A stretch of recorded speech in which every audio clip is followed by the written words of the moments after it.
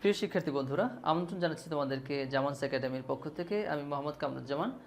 বন্ধুরা, আজকে আমি তোমাদের সামনে আলোচনা করব মানব শারীরতত্ত্বের খুবই গুরুত্বপূর্ণ একটি অধ্যায়, রক্ত এবং সংবহন নিয়ে।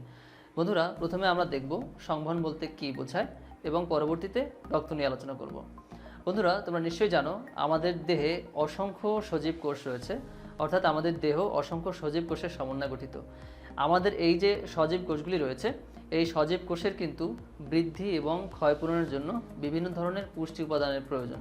যেমন ধরো amino acid, glycerol, fatty acid, এছাড়াও রয়েছে বিভিন্ন ধরনের কার্বোহাইড্রেট যেমন গ্লুকোজ, ফ্রুক্টোজ ইত্যাদি। বন্ধুরা, আমাদের এই সজীব কোষগুলি আসলে এই পুষ্টি উপাদানগুলি আসলে ঠিক কোথা থেকে পায়? এছাড়াও আমাদের যে সজীব কোষগুলি রয়েছে, সেই সজীব কোষের মধ্যে কিন্তু বিভিন্ন ধরনের বিপাকক্রিয়া সম্পন্ন হয়ে থাকে বা বিভিন্ন ধরনের মেটাবলিক অ্যাক্টিভিটিস সম্পন্ন হয়ে থাকে। এবং এই যে বিভিন্ন ধরনের মেটাবলিক অ্যাক্টিভিটিসের জন্য কিন্তু এর শক্তির দরকার হয়ে থাকে। এই সকল শক্তি উৎপাদনের জন্য কিন্তু আমাদের কোষের অক্সিজেনের প্রয়োজন। তাহলে আমাদের এই সজীব কোষগুলি এই অক্সিজেন কোথা থেকে পায়? বন্ধুরা, তোমরা বোর্ডের দিকে একটু খেয়াল করে দেখো। আমি এখানে 4টি সজীব কোষ এঁকেছি তোমাদেরকে একটু বোঝানোর জন্য, এবং এখানে তোমরা আরও 3টি সিস্টেম দেখতে পাচ্ছ। এখানে রয়েছে ডাইজেস্টিভ সিস্টেমের একটি অংশ বিশেষ, অর্থাৎ আমাদের স্টোমাক এবং স্মল ইন্টেস্টাইনের একটি অংশ বিশেষ তোমরা এখানে দেখতে পাচ্ছ। এই ডাইজেস্টিভ সিস্টেমের কাজ হচ্ছে আমাদের খাদ্যবস্তুকে হজম করা, এবং কঠিন এবং জটিল খাদ্যবস্তু হজম করে এরা আসলে সরল পুষ্টি উপাদানে পরিণত করবে, যে সকল পুষ্টি উপাদান আমাদের এই কোষের জন্য প্রয়োজন।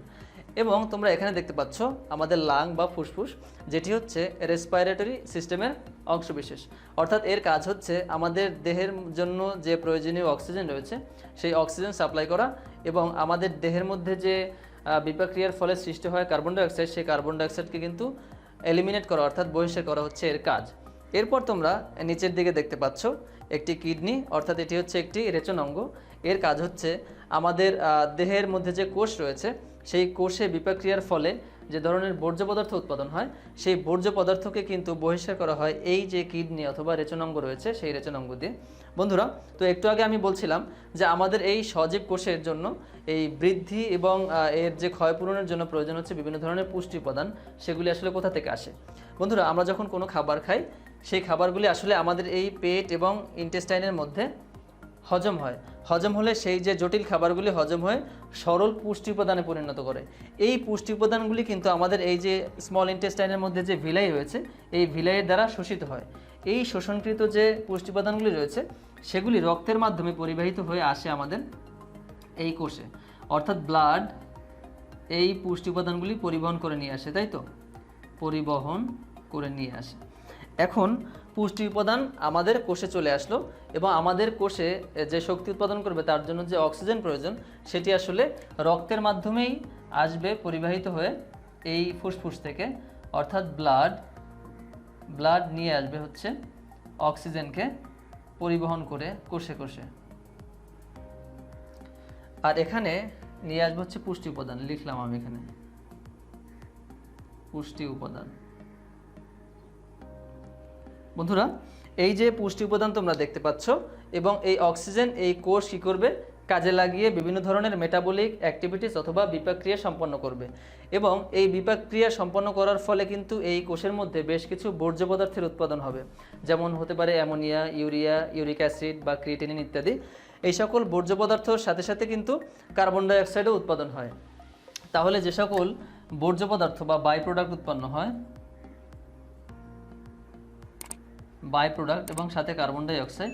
বন্ধুরা, এই যে বাই প্রোডাক্ট বা বর্জ্য পদার্থ এবং কার্বন ডাইঅক্সাইড রয়েছে, এইগুলি কিন্তু আমাদের দেহের জন্য খুবই ক্ষতিকর। তো এগুলি কিন্তু আমাদের দেহ থেকে বহিষ্কার করা খুবই জরুরি।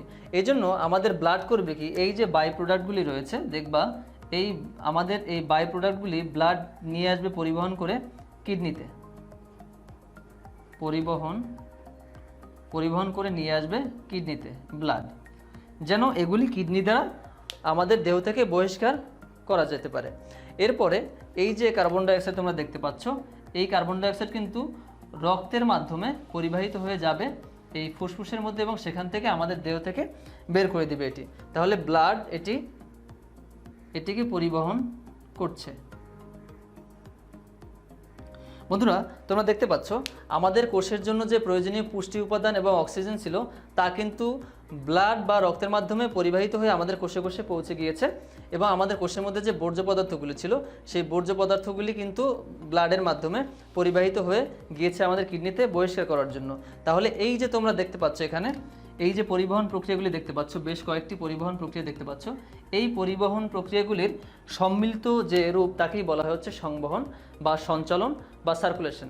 তো খুব সহজে যদি বলা যায় সেটি এভাবে বলা যাবে যে আমাদের দেহে যে সকল সজীব কোষ রয়েছে সেই সজীব কোষের যে প্রয়োজনীয় পুষ্টি উপাদান এবং অক্সিজেন যে পরিবহন প্রক্রিয়ার মাধ্যমে কোষে কোষে পৌঁছায় এবং এই কোষে বিভিন্ন ধরনের বিপাক ক্রিয়ার ফলে যে সৃষ্ট বিভিন্ন ধরনের বর্জ্য পদার্থ এবং কার্বন ডাইঅক্সাইড যে পরিবহন প্রক্রিয়ার মাধ্যমে আমাদের দেহ থেকে বহিষ্কার করার জন্য আমাদের রেচনাঙ্গে নিয়ে আসে, সেই পরিবহন প্রক্রিয়ার সম্মিলিত রূপকেই বলা হয় সংবহন বা সার্কুলেশন। বন্ধুরা আশা করছি তোমরা সার্কুলেশন বিষয়টি খুব ভালো করে বুঝতে পেরেছো। বন্ধুরা তোমরা ভালো করে খেয়াল করে দেখো, আমাদের এই যে পুষ্টি উপাদান এবং অন্যান্য যে সকল বর্জ্য পদার্থ রয়েছে সেগুলি আসলে পরিবহন করছে কে? ব্লাড। শুধু ব্লাড না, অনেক সময় এই পরিবহনে সাহায্য করে হচ্ছে লিম্ফ নামে এক ধরনের, লিম্ফ বা লসিকা নামের এক ধরনের তরল। তাহলে কি দেখলাম আমরা? আমাদের এই যে সংবহন প্রক্রিয়া রয়েছে বা সঞ্চালন প্রক্রিয়া রয়েছে, এই প্রক্রিয়ায় বাহক হিসেবে সাহায্য করছে আমাদেরকে রক্ত, না হয় লসিকা।